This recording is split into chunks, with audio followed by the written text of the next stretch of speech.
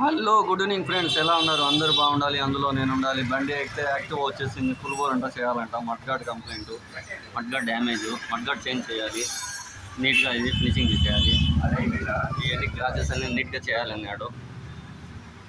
బండి అయితే చాలా డ్యామేజ్ ఉంది. ఎక్స్ట్రా పెయింటింగ్ పోయింది.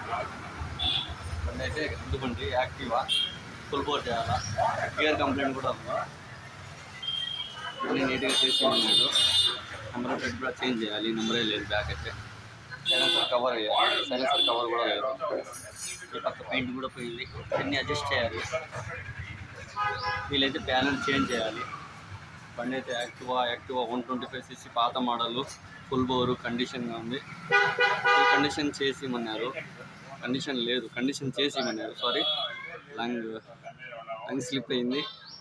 బట్ దీనికి ఫుల్ బోర్ చేయాలి, ప్లస్ పెయింటింగ్ టచ్అప్ చేయాలి.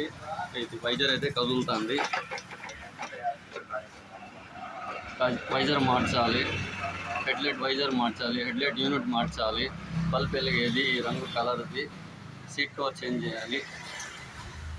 చేసిన తర్వాత పార్ట్ 2 వీడియో పెడతాను. యాక్టివా ఫుల్ బోర్ అయితే చేయాలి. యాక్టివా పెయింటింగ్ చేయాలి. సస్పెన్షన్ కూడా పోయి ఉన్నాయి. వైర్ పోయి ఉన్నాయి. Break cable పోయినది. సస్పెన్షన్ పోయి ఉన్నాయి.